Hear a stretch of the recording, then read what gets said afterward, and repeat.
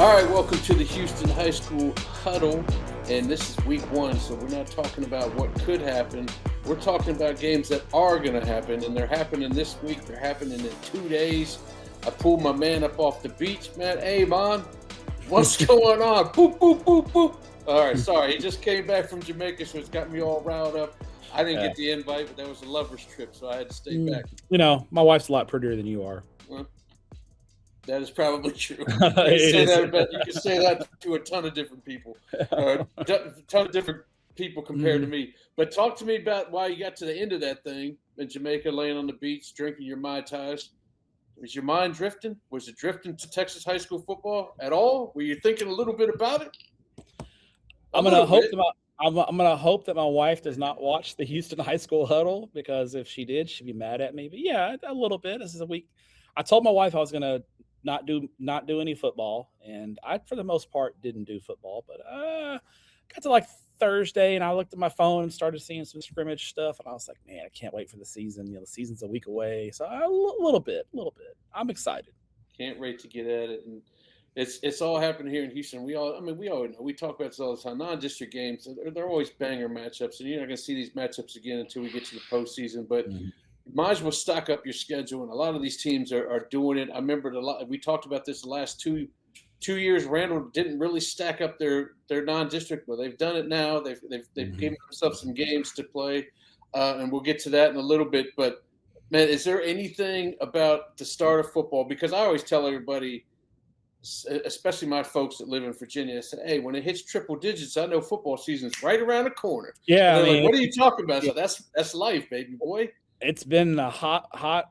Now, I missed last week, but I've heard that the temperatures have been quite a bit like this. It's 105 today in Fort Worth, and I'm sure it's just as hot and more humid in the Houston area. So it's just, we got about 3-4 more weeks of just the weather just being really hot and kind of miserable. But hey, luckily when the Friday night lights kick off, it'll be a little bit cooler out. The sun goes down, and it'll be okay. We'll manage. But hey, it's football season. We'll sweat it out for some football. I know that. Absolutely. Especially you guys on the sideline working hard. I'm in here. I'm in the press box, so I'm a little, I'm pampered. I'm still thinking about my week 3 schedule when I'm at the Cotton Bowl on a Saturday. I'm not looking forward to. I'm gonna bring about 8 of these joints, and hopefully they let me get in with all of them. I'll stick them in my hat, stick them wherever I can. Is there anything, before we get too far into it, is anything in a wide range, in a big spectrum that you're kind of looking forward to at this high school football season, or looking forward to seeing? Maybe not even the Houston area, maybe all over, but if it's a Houston thing, I'll take that. Yeah, I mean, I'm really just, obviously just really excited for this season. I think we'll do Houston area, right? I want to see a couple of teams that change classifications of divisions. I want to see what they do this year, right? I think Fort Bend Crawford is going to be really fascinating to watch, moving up to 5A Division II. And I think Houston Yates is going to be really fascinating to watch, dropping down from 4A Division I to 4A Division II. So really excited to kind of see in the Houston area how those teams go. I mean, there's so many. Texas is a huge state. There's so many storylines across the board, and I'm just ready to start Thursday night and start seeing some scores roll through and starting to actually have some. I don't have the AI model like Diggs and all that. It's all in here. I like to just use my head to break things down. I don't want to cheat and use AI and that stuff. So I just want to see the scores and try to absorb the information and try to make my own determinations on things. And I'm excited for it. But the one thing I do say is, right, we can't overreact to week 1, right? Yeah. Week 1, we will always have there's going to be 2 or 3 games that you're just like, how the hell did that happen, right? Right. And like Cy Ranch last year, they lost to Katie Tompkins, and we had talked so highly of Cy Ranch, and they got beat in week 1, and we're like, man, what's wrong with Cy Ranch? Well, nothing was wrong with them. They just struggled a little bit, and so they figured it out, right? So just we overreact to week 1 because it's the only set of data that we have. Yeah. But the sky's not falling if you lose in week 1 most of the time. Right. But it's still fun to get those results in and see these big time matchups, so you can kind of do some measuring stick games and kind of see how people stack up against people in their weight class. Absolutely. And so we're going to get into this, but we got to start off with some sad news because of what happened a couple weeks ago to East Bernard head coach Jeremy Jenkins and his wife. They got tragically killed in a car accident, and it is really shook the East Bernard community and their family. It's so close to the season starting, and to have something like that happen, and we've seen through Twitter and social media all the other smaller schools, bigger schools, everybody's reaching out. I know Bay City's got their East Bernard stickers on them, but as an analyst looking at things, it's hard to not analyze the game, but we can at this situation. Right now, we just got to be there for the kids and find a way to have these Brahmans get through this. Yeah, I texted. Obviously, I was out last week on vacation, but I texted the interim head coach Daniel Ball, and just sent my condolences and just told him, hey, those kids they need you guys more than ever. And I think that's the thing is those kids, obviously, East Bernard's a small place, right? Everybody knows everybody. It's a small community. It's tight knit. So something like this just rocks that entire community. And so it's obviously tragic, but it's also heartwarming to see others rally around them and take care of them and realize that, hey, we're competitors on the field, but at the end we're people and we have feelings and something like that happens. It's bigger than football. And so I know East Bernard's going to play against Sweeney this week, and I'm sure it's going to be really emotional. It's going to be an emotional game, and I don't know what we can take on between the lines from that football game. I'm just glad that East Bernard, for those kids, they're playing, and maybe for 3 hours they can feel normal again, right? Like something to rally behind. The band can play, cheerleaders can cheer, and the pregame is going to be sad, right? It's going to be emotional. There's going to be a lot of tears. I know there are, and I knew Coach Jenkins not real well, but knew him, had plenty of, know his brother. His brother is an unbelievable basketball coach out there at Martins Mill in East Texas. And so it's a great family, and it's a tragedy. And these things happen, unfortunately, when you cover high school football as long as I have, and as long as you have, these things happen occasionally. And, you have the young man from Lake Travis who passed away the week before. It was a tough couple of weeks in the Texas high school football community. So, for me personally, just my condolences to East Bernard and the Jenkins family, and then obviously to Lake Travis and Odin Hensley's family and that community as well for dealing with the tragedy of a child passing away. So it's tough, and I'm just hopefully Lake Travis canceled their game against Dripping Springs this week, and I understand why.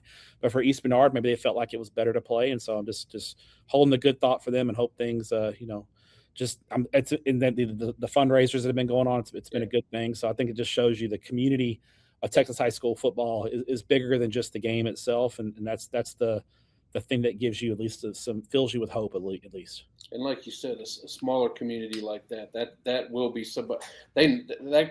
Jeremy probably knew, a good 2/3 of the community just because it's so small. They're right there, so they're going to rally. It's going to be their rally. Every person, and I guarantee you, every person in that town has some connection, first or second hand, to the Jenkins family, and so it touches everyone in the town. So it's a sad thing, and just my prayers and thoughts are with that family, those kids at East Bernard, and that whole community. Yeah, we wish them luck, and like you said, they are going to play Friday against Sweeney. That'll be an emotional start to that one, but.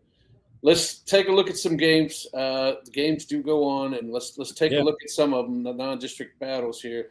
C.E. King, how did Summer Creek had to bounce back from getting beat 70 million to nothing to DeSoto? It wasn't that score. C.E. King is it a deal where they're gonna try to put a hurting on Conroe because they still have that taste in their mouth from giving up so many points to DeSoto? Or is it just a talent-based deal here? I think the talent thing. Yeah.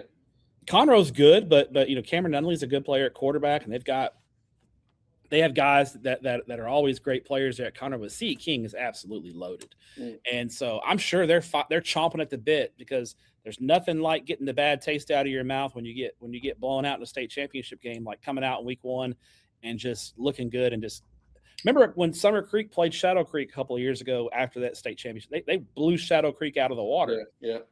I wonder if we're going to see something similar in this week 1 game. I think C.E. King is just loaded. I think they're just a level or two above. I think Conroe is going to be a playoff contender in 13-6A, but there's a difference between a playoff contender where Conroe's kind of fighting for 4th. C.E. King's talking state championship. Different levels here. I think C.E. King rolls. And it's wild too because we just finished doing the preseason coaches poll and we kind of compared it to last year. We do a top 20. CE King was nowhere to be found last year in the preseason. Top 20, they weren't even on the list. And this is 12 coaches from the area. It's a little bit different this year. They got them up at 2, so they kind of came out like gangbusters here, and now people really know what's going on with them. Oh yeah. I mean, I kind of last year, I kind of really got CE King on my radar when they played Dickinson week 2 and lost a close game. I think a 7-point game to Dickinson, and I was like, "Oh, these guys are really good." So, yeah, and then they proved it right. So this year they're not sneaking up on anybody, but they're uber talented. Yeah, absolutely. All right, we also have a game, Bridgeland against the Woodlands. This used to be a sweet Region 2 game. Now it's Region 2 versus Region 3 because Bridgeland got thrown down all the way to the bottom of the barrel there. But it's still going to be a quality game up there at Wood Forest. Yeah, I'm interested to see the Woodlands in this new look offense. And they graduated a lot of guys on the offensive side of the ball, but I still think the Woodlands is going to be plenty explosive. I like their new quarterback, super accurate. Caden Copeland is his name. He's got good targets. Carter Cass, Colton Weddle, Jason Haskins. The defensive line, Magnus Herndon is one of the state's most underrated defensive linemen. I love him. And then for Bridgeland, Bridgeland's always going to be big and physical up front. And they got Cash Schwab, one of the more underrated running backs in the state of Texas, in my opinion. He just puts up production, and I think he's the key and the straw that stirs the drink for Bridgeland. Bridgeland's got some questions, especially at the offensive skill positions that I want to see answered here. I think it's going to be a really close game. I'm going to give the edge to the Woodlands at home, but the Woodlands has some questions in the secondary. They graduated 4 3-year starters in the secondary, and the question, though, is does Bridgeland have the personnel at quarterback and receiver to test that Woodlands secondary? So interesting. A lot of questions, a lot of question marks on both sides here. 2 good programs that have been consistent winners in Houston. I'll lean to the Woodlands at home here, but I think it's going to be a close football game. This seems like to be one of those games that you were talking about earlier. Whoever loses, let's not all throw in the towel here. These 2 teams seems like teams that will get better as the year goes on and be good off the top. College Park's got themselves a new head coach, and they're taking on Iowa Colony on the road. Your thoughts on this one, because they still got great offensive players with Cromartie and Camden Hughes, but in Iowa Colony lost their quarterback. Yeah, long road trip for College Park, going all the way down to Brazoria County there and taking on Iowa Colony over there at Freedom Field. A lot of questions with Iowa Colony. They graduated. They not only graduated a really, really good senior class, but they also then their best returning player transferred to Fort Bend Hightower. So Iowa Colony's got a lot of questions. They're going to be talented, no question about it, but just very, very inexperienced and young. College Park, I know they have a new head coach, but they still have the offenses back. I think this might be a shootout, and I'll lean to Julian Cromartie, Camden Hughes, the quarterback and receiver combo for College Park. I know they'll have some playmakers at the skill spots, and they're a bigger school, so I give the edge to College Park here.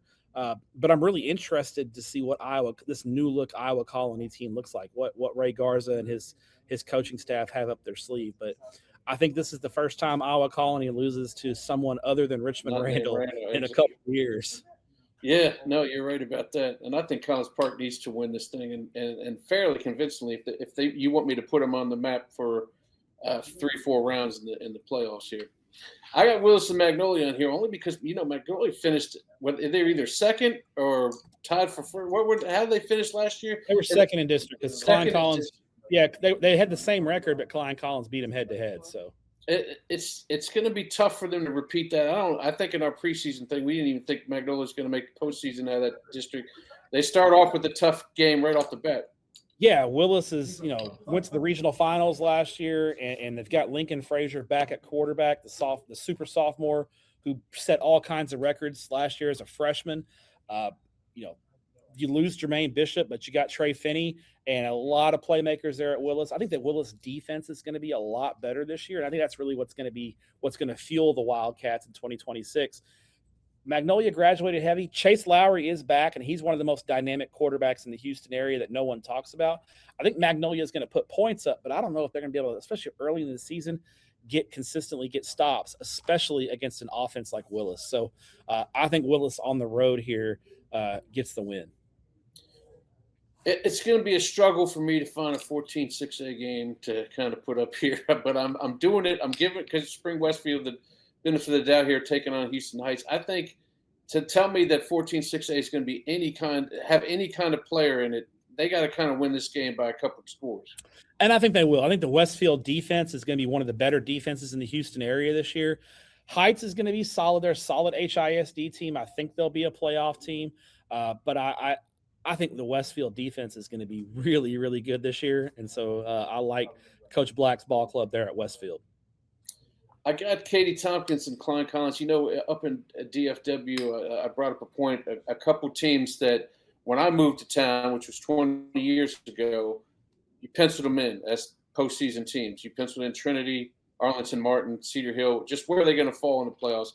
And now over the last decade, they're like on the other end, are they going to make the playoffs? So Martin really hasn't. Trinity makes it because they're in sometimes they're in with some suspect talent, and Cedar Hill is a crapshoot whether they make the postseason or not. The last, I'm putting Tompkins in there now because when I first started the Houston show about 10 years ago, they pulled off the upset against Katy. They were a definite playoff team. Now we're worried about them making the postseason. Yeah, exactly.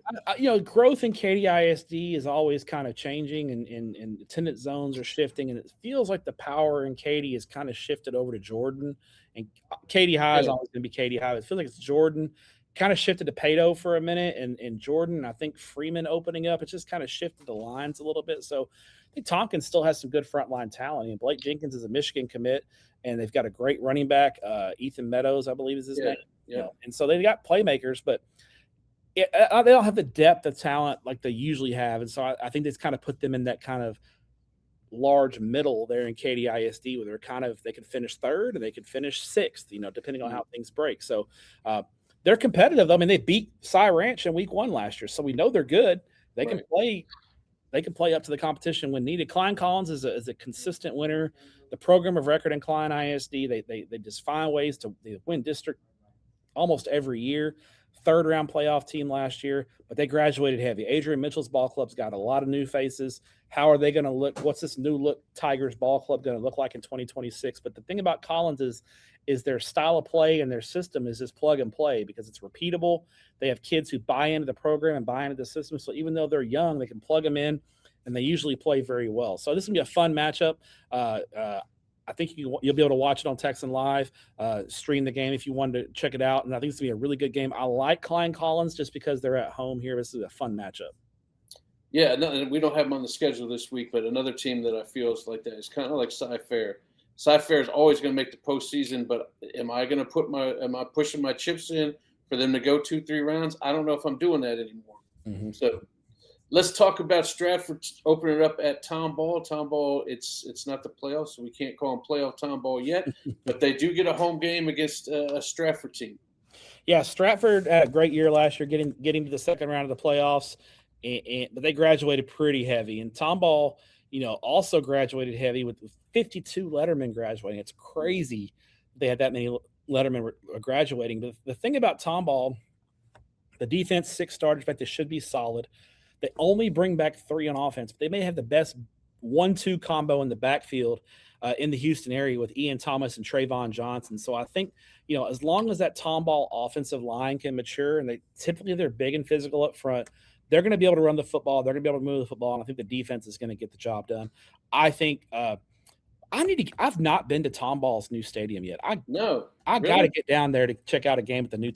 I've driven past it there on Grand Parkway a couple of times. Just haven't been to a game there. It's a great stadium. I think Tomball gets an emphatic season-opening win against Stratford here. I like Tomball by 2 to 3 touchdowns. That's what I was thinking about too. And we talked about the balance of power kind of moving around here. This could be a good way for Katy Jordan to start this thing off. Cy Woods, they don't have my big boy back there behind scenes here. So they got. By the way, in the Dallas area, there's a big boy named Keldrick Luster who just got that starting job over there at Ball State. Everybody loves these big boys now. Let's get them out there. Those thick QBs with 2 C's. Thick 2 C's. Exactly. Try to bring me down. Ball State is in Muncie, Indiana. I have spent an evening in Muncie, Indiana. How about that? What a humble brag. I spent the night in Muncie. I stayed on purpose? I was driving from Fort Worth to Toronto, and Muncie, Indiana was my stopping point. And so there you go. Yeah, so I've had pizza in Muncie, Indiana. All right, well, without the thick quarterback there at Cy Woods. What's their chances here against the Katie Jordan squad? I like Katie Jordan a lot. I think they're going to be a real problem there in Katy ISD. Remember this name, Rush Williams. Their young receiver is an absolute stud. Love Katie Jordan. Reggie's son. Yeah, I think they handle. Cy Woods is always tough. Jeremy Hickman does a great job there. He was an assistant there for a long time. Went home to West Texas, came back to the Houston area. Woods has got a lot of questions going into the season, especially at quarterback. I like Katie Jordan here. I think the Katie Jordan Warriors are a super talented ball club. Back-to-back trips to the regional semifinals, and I think they're going to be in the mix to go to the third, fourth round again this year. Yeah, they should be a good squad there. And Cy Falls is Cy. We'll go to it. Cy Falls is taking on Strake Jesuit. Strake Jesuit's always one of those teams that's it gets put in whatever district they can stick them in because it's not really. They're the floor. Now they're in with exactly. Now they're in this year. They're in there with Fort Bend, which gives them a good chance of being second or third place there. But to start off with a Cy Falls team who you admittedly are very impressed with this year, you got them going far. Yeah, Strake Jesuit doesn't have Johnny Abear anymore. He's off to the University of Houston, where I'm sure he's going to do great things. But this Cy Falls ball club, Caden McCarty, I believe he's committed to Texas A&M on the defensive line, along with James Harris. Two outstanding pass rushing defensive ends with a lot of speed. You've got an offense that played a ton of sophomores last year. This is a Cy Falls team that has a high ceiling. Strake's got a lot of questions. That they're going to be consistent. They're going to be consistent at the places where Strake is always consistent. But I think this Cy Falls ball club with the young talent on the offensive side of the ball, and you've got Caden McCarty and James Harris back there on the defensive side of the ball. I mean, they may have the best pair. If you watched Duncanville's defensive ends last year, I think you could look at Cy Falls' defensive ends and really kind of compare. They're comparable. Hardy's an A&M commit. James Harris he's going to be a senior this year. He's got a bunch of offers, Colorado, North Carolina, Arizona, Texas Tech, Vanderbilt. We're talking 2 Power 5 defensive ends. They're going to be hard to block. And if you can't protect the quarterback against Cy Falls, you're going to have a long day. I like the Golden Eagles in this football game. Yeah, absolutely. You can watch that one on Texan Live as well. I'm going to be watching that one because I want to see those 2 defensive ends and that young talent there at Cy Falls. Yeah, we showcased them last week on the show, and that they're hard to guard, man. They kind of remind me of a lot of buzz in Houston about Cy Falls going into the season. I'm excited about them. Yeah, I'm looking forward to that one. Lancaster at North Shore. I'm gonna let you talk about this, and you're probably gonna come at me. You'll be saying, "Well, you know what? North Shore's got enough tough teams in their district." I don't know if North Shore should be playing 2 5A teams in the non-district. I don't know, but whatever it is, it works for them. But they got Lancaster coming to town, and they have to play sock because we got to get the get back there. Well, I don't think North Shore is super fired up to play Lancaster, and it's not it's a fun DFW versus Houston matchup. But I think Coach Gaston would love to have games that are closer to home for him. But nobody will play him. Nobody wanted to play him, so he kind of had to scramble to find. He's playing 2 Dallas teams and a team from Louisiana. In a non-district. So, it is what it is. I know Coach Gaston's glad they found a game, and so Lancaster's not without talent. I mean, they've got James Foster is one of the top 2028 defensive backs in the country. They've got a Harrison, the 6'6" quarterback, is a really exciting player. Lancaster's got some pieces. I just don't think they're going to have the depth, especially in the trenches, to compete with North Shore. North Shore's got some young talent that is exciting. Quarterback's going to be the big question, right? This is the first time in a couple of years, we've seen North Shore go into the season with a question mark at the quarterback position. So I'll be interested to see who fills that role and what it looks like. But I mean, I have a rule: when you travel more than 150 miles in non-district, it's hard to pick you to win. It's just the history. I think it goes back 40 years. If you travel more than 150 miles in non-district, you're losing over 90% of the time. Okay. Just tough to ask for non-district travel. So I think North Shore kind of rolls in this one. This is Steven Jackson's debut at Lancaster. He'll do a great job there. They'll be a playoff team in Class 5A, but North Shore's got a little too much here. So that's a little peek ahead to week 3. Stepp will be picking sock again to beat North Shore because they got to travel too far to play him. He said it. You already heard him say it. We don't have to wait till state 3. Sock over North Shore last year, and it worked out. We'll see week 3. Week 3 is a long way away. A lot can happen. You did. Here's two teams that never have trouble finding great non-district games. They just play each other. They play each other all the time. I feel like Katy plays Dickinson all the time as well, or Atascocita does too. It's like the three of them have a little round robin going on. But Mhm. Atascocita brings in their new coach and Kyle Coates, and Katy, again, we're going to have a new quarterback there too as well. I think Hartwell's back for Katy. Oh, Hartwell's back. Okay, you're right. New quarterback at Atascocita. Atascocita, yeah. So we'll see. It's the kid who transferred over from College Park. So we'll see how he looks. Atascocita's receiving offensively. It's weird to say this about Atascocita. I said it in our preseason pod. I've got questions about Atascocita's offensive line this year. I think they're going to be fine at the skill spots. They've got great group of receivers. They've got a quarterback who's really talented. Rocket Rashid can kind of move around and do a bunch of different things, but offensive line, big question mark there.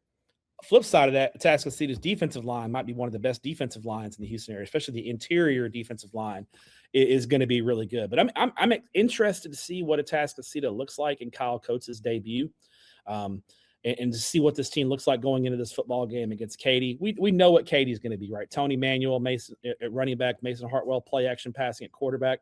The young DB had the junior defensive back who kind of got pulled up to varsity week 3, week 4 last year, and then just burst onto the scene and had a ton of interceptions for them. David Alutu Judah is his name. He's an unbelievable playmaker in the secondary. You add Texas commit Cade Hogg to the offense, the linebacker core. Katy's going to be really, really good in the ways that Katy is always really, really good in. So interested in this football game. I'm going to lean to Katy just because I think they're going to be more of a finished product than Atascocita early in the season. Now, if they play again in the playoffs, I might lean to Atascocita. But in week 1, in Katy, I'll lean to the Katy Tigers here. And don't look for the highlights on the show because I believe it's a Saturday night game. I can't get it on, man. Is this a Saturday night game? Yeah, it's a 6:30. I'll be watching on my tablet. We'll watch it. We'll watch on tablets, but I don't know if we can see it live. Text live and watch that thing. That's gonna be awesome. I'll do that while I'm at my Saturday game in San Antonio. There you go. Oh, he's giving up stepping. Where are you stepping out at? All right, Summer Creek and Shadow Creek. We have seen this game the last 2 years. Mm-hmm. And this is year number 3 for it. I know Coach Harrison's been texting me saying, "Hey, Shadow Creek's good. What do the coaches say about it? What are the coaches saying?" I don't know if it's coach speak, but Summer Creek put a hurting on them 2 years ago. Last year was a fairly close game, and we're back at Freedom Field now. Yeah, I got to go with Summer Creek here. Shadow Creek's very talented, and they've got a lot of some new faces. The Muhammad kid from South Houston is over there now. The Michigan commit. They had a linebacker from LaPorte move in. I know they've got a Dye as one of the most dynamic playmakers in the state. But, man, Benny Easter, the quarterback, Noah Spinks, Summer Creek's loaded off offensively. But they got great DBs over there at Shadow Creek. They got that matchup's going to be fun to watch. The 2 or 3 D1 guys. Shadow Creek. Yeah, the secondary of Shadow Creek against the Summer Creek offensive receivers, must-see TV. I got to go Summer Creek here. I need to see it from Shadow Creek. I know they're talented, but they have disappointed really since moving up to 6A. I got to see it, right? So I know Summer Creek's they were 12-2 last year. Their only 2 losses were to CE King and they beat North Shore. I mean, Summer Creek's a really, really good football team, and I do have questions about their defense, but I think they'll figure it out. Give me the Summer Creek Bulldogs. All right, how about Pearland at Clear Falls? We haven't seen much noise out of the Clear ISD team since Clear Falls was good 4 or 5 years ago. Remember, they made that long run in the postseason behind some of their defensive players. Your thoughts on this one, Pearland heading to Clear Falls? Yeah, none of the Clear schools have really generated a lot of buzz this year. I think it might be kind of a little bit of a down year in that district as a whole. Pearland was sneaky good, has been sneaky good the last couple of years. I think they're going to be good in those ways that Pearland is good. I think the Oilers' physicality is going to be a challenge for Clear Falls. I mean, you know what Pearland, they're going to get downhill. They're going to hit you in the face, and they're going to get at you. DeMarco Jenkins is a monster on the defensive line. Cam Harris, the linebacker, is great. They've got a good receiving core, so when Pearland does throw it, they're going to be solid in that area if they can settle on the quarterback position. But I know Pearland's going to throw 2 or 3 good running backs out there, so I like the Oilers here. Yeah, me too. Pearland, the coach has got them at 9 starting the season off. That sounds about right for the Houston area. They're going to make their way up too. I know how they play. Deer Park and Pearland Dawson. is Deer Park? You said a Clear ISD might be down. Is Deer Park going to do anything to at least get to that? I don't know if anybody's jumping on Dickinson, but Mhm. get to that second place spot. I think they're probably right there as the favorite for the number 2 seed in that district, and I think Austin Flynn does a great job there at his alma mater. Deer Park maybe is not the most physically imposing team or most dynamic talent, but they're always kind of consistently solid. Dawson is a little more up and down, but I think the Eagles, Coach Allison does a great job there. I think this is a coin flip football game in my book. I lean to Dawson because they're at home, and I think their athleticism is going to be the key in this football game. This is a real kind of coin flip football game. Wouldn't shock me if I pulled up the scores Friday night and saw Deer Park won. Yeah, this could tell us. I mean, these both feel like second or third place teams in their district, so it might actually tell us a lot about each of these teams. Good little matchup they put together. All right, Ridge Point is heading to Dickinson. That one is a doozy, and that one you claim the Dave Campbell's crew is at this one, right? Yeah, this is our Friday night game of the week. You can watch it for free on the Dave Campbell's YouTube. Greg Tepper and Greg Powers will be on the call for this one. Top 15 matchup in Class 6A. Ridge Point, as good as they were on the offensive line last year, they graduated 4 starters on offense. They graduated most of their skill talent. Brody Bartee is back at quarterback. He didn't throw an interception in the regular season. He's back. He's going to have a lot younger group at the skill positions, including a guy named Adrian Peterson Jr., who I can't confirm will play in this football game. He is on the 2 deep, and as a freshman, he will see significant time, meaningful snaps for Ridge Point's offense. But they're going up against a Dickinson defense that's really, really good. Bimage in the secondary is really good. Their Dickinson defensive line is solid. I think the money matchup in this football game, though, is the Dickinson offense led by Lorenzo Aguirre, Chase Washington. Yeah. That offense going up against what I think is a really good Ridge Point defense led by Braden Bonnick. And they have another linebacker who I really like. Their defensive line is solid. Ridge Point is really, really good on the defensive side of the ball. I think this is going to be what the great Craig Way likes to call a rock fight. This is going to be a low-scoring I could see 24-17 kind of score here. I think it's going to be physical, kind of just grimy physical football. I think Dickinson's a little more complete team right now, week 1, and they're at home. Vitanza Stadium is a tough place to go into down there, and that place can be a hornet's nest when Dickinson's rolling, and they're going to be excited about the Gators this year after what they did last year. So I think Ridge Point's walking into a tough situation. I like Dickinson to win kind of a 24-17, 24-20 type football game. I love Lolo Aguirre too. He's more of a he puts the numbers up, but since he's down there in Dickinson, which was in 24-6, he may have gone under the radar, but he's a solid quarterback, and having a 3-year starter is a definite advantage for any team that's making plans for playing after Thanksgiving, which is something Dickinson wants to make plans for. They get out of that first round matchup with the 17-6A squads. All right, I got Manville and Lamar in here because the coaches did their coaches poll. I have 12 coaches. 11 coaches had nothing good to say about Manville. And one coach put him up to 6th ranked team. I'm not going to say who it is, 6th ranked team in the whole area, which kind of skewed the whole poll and got him in there at 19 in our top 20. Your thoughts on Manville and maybe their thoughts against Lamar, who actually ended up 20 in the coaches poll, 19 versus 20. Yeah, I think this is kind of a prove it game for both programs here. I think this is there's kind of a lot to keep an eye on here. I know Manville's Greedy James is outstanding. Carter St. Junius at receiver. They've got the 2 running backs, the Brown kid and Malone Hayes. Ronald Carr is a sophomore running back who I know Coach Martin really likes. I think Manville's defense should be it's going to come down to their defensive line. How good is their defensive line? What can they do? Lamar, I think, they're the program of record in HISD, and they usually compete very well, especially later in the season when they get into the playoffs against some of these better Houston teams. They just can't get over the hump. I do like the Landor kid at receiver, Jaden Robbins at quarterback. Had a good season last year, throwing for 16 touchdowns. He's back, but man, Manville, I think just the depth and the talent is a little bit of a step ahead of Lamar. So I like Manville in this game. Yeah, I like it too, even though they are on the road in that one. Cy Ranch taking on Fort Bend Hightower. How long is it going to take Carson White to adapt to his new offense. Probably not that long, considering his dad's down there with him. Dad's the offensive coordinator. Cy Ranch is coming down to town, though, and that's a team that, as you said, they faltered in their first-round game last year, but there's a ton of expectations on this team. Yeah, this is our Thursday Rising game of the week. We'll have it on YouTube, Dave Campbell's YouTube, so you can watch it for free on the YouTube. And this is the great Thursday night matchup. You're right. You talk about Hightower. They were young last year. They bring a lot of guys back, and then you add Carson White to the mix at quarterback. They're going to be really, really outstanding on the offensive side of the ball.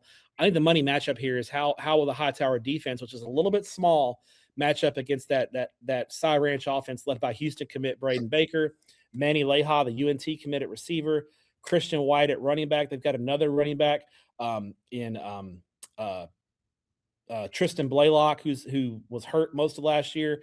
Derek McCullough at receiver is a playmaker. Antonio Murray. You can go on and on about the talent at Cy Ranch. They are absolutely loaded. Excuse me. They did start the season out slow last year, and I think Coach Blaylock is going to be harping on that with his guys, not come out of the gates slow. I think they'll be ready to go, and I think they'll look very sharp. This is a fun game because, Coach Blaylock and Coach Anthony at Hightower, they were on the same staff at Fort Bend Hightower. They were both assistants under former Hightower head coach Joe Sam, who is now the head coach in Arlington Bowie. Blaylock and Anthony were co-workers. They were on the same coaching staff. So there's a lot of familiarity here, good relationship between both programs. I just think Cy Ranch has got a little bit too much talent. I like the Mustangs in this one. Great Thursday opener, though. If you're jonesing for football Thursday night, go over to Hall Stadium and watch this one. There's going to be some big-time talent on the field. Absolutely. All right, let's talk about Cinco Ranch, who was a great squad last year at Katie. I know their quarterback's gone, but they're going on the road. They got a tall task ahead of them to go down to Smithson Valley there, unless that's at a neutral spot. I'm not quite sure, but it's at Smithson Valley. Is it? That's you think about scheduling a 5A team. You're like, I don't know, man. You shouldn't schedule. Well, this is the best 5A team according to last year. So back-to-back state champions. This is a good team to play to find out what you got. Are they going to be rudely met up by the Smithson Valley boys? Well, I told you about my rule about traveling in non-district. Is that over 150? Let me get on Google Maps. Yeah, I think it does apply because Smithson Valley is west of San Antonio. So I think it does apply, and I think Smithson Valley, Ty Knutson, the quarterback there at Smithson Valley, he's a Texas commit, big-time player. Now, Smithson Valley lost that great defensive line they have. I think they've got enough playmakers. They're one of those programs that reloads. Cinco Ranch, a lot of questions, especially in the offensive side of the ball. I do like Jacob Chavez, the receiver, but I think there's a lot of questions, especially at quarterback. So I like Smithson Valley at home to get this win. Our last 6A game, I was College Station going to Cy Springs to play. So, this is the post-Paris Melvin era. Is Cy Springs prepared for this? I don't have a good feel for this game. These are two teams that I don't have a lot of a good feel for. I do know Cy Springs is getting their quarterback back. He got hurt early in the year last year. He's back and healthy. That's going to be huge for them. But, man, replacing Paris Melvin is a big loss. College Station is one of those teams that even when every year it seems like they bring back like 3 starters on both sides of the ball. And then next thing I look up and they're 10-2 in the third round of the playoffs. Yeah. So I think the game being in Cy Springs is a big help for Cy Springs, but I actually like College Station. This is a program game here. And I feel like I just trust College Station a little bit more, especially early in the season. Well, let's start off our 5A games talking about two teams that are up in the Port Arthur type area, just dangling around the Houston area. Maybe people will be interested in it, but I'm interested in seeing your thoughts on P&G against Port Arthur Memorial. Port Arthur Memorial graduated really heavy. They lost a really good senior class. The game is in Port Arthur, but I got to go P&G here. Even though P&G has struggled against Port Arthur Memorial, I think the youth at P&G at PA this year, at least early, I give the edge to Jeff Joseph's ball club. P&G's got some really good skill talent. I think they're and then so I mean you pair that skill talent with maybe a young offensive line, but I still feel like P&G. One thing they always do is they can produce a really good offensive line. So give me P&G on the road here. And then coming up is our game of the week. Our game of the week's not even played at a high school stadium. It's going to be played in college at Prairie View A&M. So this is round 3 of a 3-year deal here, 2 state championship games, and now they've gone to different divisions here with Randall moving up. But they're inviting Sock down to get them to help toughen them up a little bit, and obviously Sock will take on any any comers since they have 7 games where they don't play anybody. But tell me about this one and your thoughts on how this one might turn out. Well, we'll talk about Sock first. So they're the team, obviously defending state champions and been to 5 straight state championship games. The middle of the Sock team is going to be really good. Quarterback, interior offensive line led by Brian Swanson, the Texas commit. D tackle Jadarian Jones, the Cal commit. Cody Smith at linebacker. Isaiah Udom in the secondary, the SMU commit. The middle of this Sock team is outstanding. Where the questions with Sock are on the edges. Cornerback, outside linebacker, defensive end, wide receiver, running back. Inexperienced across the board. Talented, yes. Inexperienced. How do they handle the long road trip down to Houston, the Houston area? That seems to be more than 150 miles to me. It does. So keep an eye on that. Randle brings a lot back. And talking to Brian Randle at coaching school, he says this is the best offensive line Landon Williams-Callis has run behind since he's been at Randle, which is kind of scary to think about, right? Also, scary. This is not an excuse. I think Southwood Cliff wins that game last year 9 out of 10 times. Landon Williams-Callis was not 100% healthy in that football game. And his 2 games against Southwood Cliff, he hasn't exactly lit the world on fire. Mm-hmm. I feel like he's going to have a point to prove in this football game. He's 100% running behind that that really good offensive line that's coming back. I feel like this is a Landon Williams-Callis game. Now, Randall's got questions, specifically at quarterback. Who is going to be the quarterback for the Randle Lions? We don't know. In the summer they were saying Tom Brady. Yes, and I'm not talking about that Tom Brady, but you know what I'm saying. So we'll see, right? Who's the quarterback going to be for Randle going into the season? And then can they take some of the pressure off Landon Williams-Callis? Kamar Chavez-Brown is an outstanding weapon on the outside, but who's going to get him the football? That's the big question here. I think Randall's got questions at linebacker as well. But I don't know. I think this is a Landon Williams-Callis game. I'm actually going to take Randle in a little bit of an upset here. In a neutral site, but technically a home game for Randle. The 150-mile rule does apply here. I'm going to go Randle in a close one.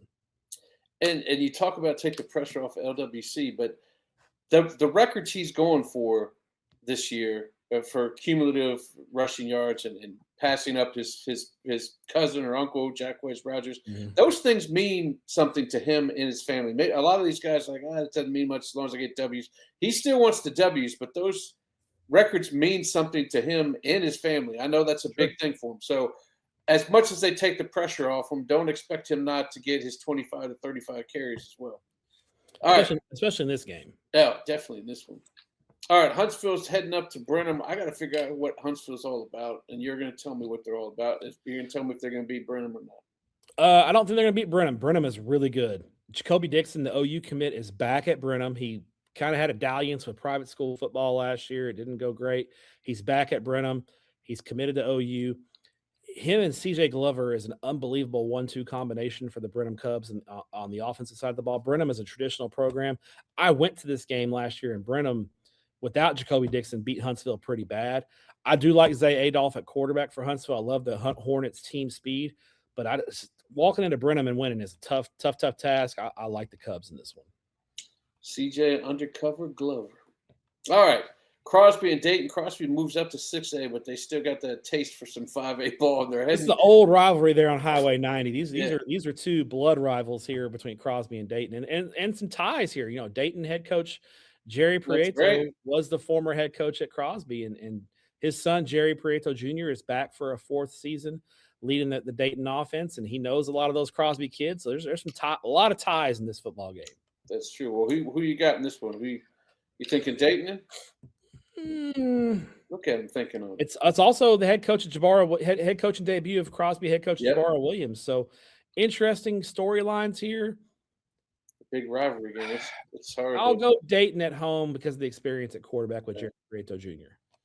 All right, let's move on to Stafford taking on Hitchcock. I got this on here because Hitchcock has got out of the 3A game, right? They're up in 4A, so this is their first taste as they take on Stafford. Your thoughts on how they might do in 4A? Solid Stafford ball club. I think it's going to win their district in 4A Division I. But Hitchcock Hitchcock took some lumps last year. They were very, very young. Way more experienced ball club this year. Give me the Bulldogs. Columbus looks good. Looks like a state title contender, if not winner, and they're taking on those Black Cats. That's a drive over there to Bay City. Your thoughts on this one? Big difference in school. I mean, Bay City is 4A Division I. Columbus is 3A Division I. So a big difference in size here. For Columbus, the debut of quarterback David James. He's a freshman. He is the son of Aldine MacArthur legend Odell James. He started, I think, 10 games last year as a freshman at Corpus Christi Miller. His dad, Odell James, got hired on Matt Schobel's staff there at Columbus, so he's now at Columbus. How does he look leading this new look Columbus offense, which has a Texas commit on the offensive line, Keon Hemphill Woods? Columbus's defense is going to be experienced. They're going to have their hands full of Kamarian Wiggins in that Bay City offense that is as fast and talented as anyone in the area at the 4A Division I level. But the question for Bay City is going to be their defense. How does their young defense handle going up against this big and physical Columbus ball club? I think this is going to be a high-scoring football game. I'm going to give the edge to the bigger school here in Bay City. Week 1, it's going to be hot. It's going to be humid. I think depth is going to play a factor here. I'll give the edge to Bay City in a high-scoring affair. I didn't predict that. I predicted you would say Columbus on that one. So maybe I'll say Columbus so we can battle about that next week. There you go. I threw this one on there. I don't think Sealy gets Gunner. I don't know what the mileage is between Houston and Waco, but maybe it's a neutral site game. Okay, yeah, so both of them are traveling. Yeah, that doesn't play for your rules here. But your thoughts on Sealy Gunner? I don't remember this matchup ever happening. No, I think Gunner's going to roll. Yeah. Sealy's got a lot of questions, and Gunner is a veteran. Gunner's Gunner, right? They're Gunner and they're experienced, so I think Gunner handles Sealy pretty easily here. All right, well, it's going to be I have a feeling that you're going to say it's going to be a rough year for Sealy a little bit. It's about a 500 year. If that. Moving up to Division I in that really tough district, it's going to be an uphill climb for them. All right, how about some action here with Ganado and Tidehaven? This one looks like a doozy. Yeah, Tidehaven graduated really heavy, but David Lucio likes his young talent. Ganado graduated a grand total of 2 players from last year's ball club. They are the number 1 team in 2A Division I, and I think they are the favorite to win a state championship. Josh Irvin's Logan Burris, they call him Smoke because he's so fast, outstanding. Landon Arriaga at quarterback. This Ganado ball club is primed and ready to compete for a state championship. Tidehaven is going to be one of those teams that gets better as the year goes along. But week 1 playing this veteran Ganado ball club, I like Ganado by a couple of touchdowns. Couple TDs, huh? All right, well, that's the games for us this week. We got to find out where my man Matt is going to be stepping out. Yeah, so I got to do some traveling for my day job. I'm in the state of Texas, but I got to do some traveling this week for the day job. So I'll be Thursday night. I will be in Big Spring, Texas, which is just a little bit east of Midland, for Coahoma and Forsan neutral site game. They call it the Howard County Super Bowl between Forsan and Coahoma. So I'll be at that game Thursday night. Friday night, I'm going to be in San Antonio at Southwest High School. They have a Southwest Dragon Stadium. They have a cool stadium down in a riverbed. It's still natural. It's like in a pit, but it's also natural grass because it's so close to the river that it floods all the time, and so they can't get turf. Yeah. So, but the crazy thing is when it rains, there's like snakes all over the field. Oh, really? Yeah, but it's not raining, so I think we'll be good. So San Antonio Southwest takes on a team with some Houston ties now. Victoria East, who is in 5A Division I in a Houston area. I think they're in 11 5A Division I. They're in with Marshall and Angleton. Okay. Yeah, that's Victoria West. West is in there. Okay. East is in there with Angleton, Iowa Colony, Randle. So I'll get kind of a Houston area adjacent team there with Victoria East taking on San Antonio Southwest. And then on Saturday, I'll be at San Antonio Brandeis and San Antonio O'Connor Saturday night. They call this the Whataburger Bowl. Oh, I like that. So we talk that about already Whataburger. Sounds great. It's called the Whataburger Bowl because the 2 student sections got into a massive food fight one year at one of the local Whataburgers, and it was so bad the Whataburger had to close down for a day to clean it up. Oh my gosh! So don't want any of that, but if you look it up, it's a crazy story. Let's look up Brandeis, O'Connor, and Whataburger. I may have to take a look at that. Good grief. All right, well, that's it for week 1, man. Go out and catch a game for crying out loud. I'll be at some games. Catch 3. There's great Saturday games in Houston. Exactly. Atascocita and Katy is Saturday night. Yeah, the sun's going down, man. Go out and check that one for sure. That's one to see.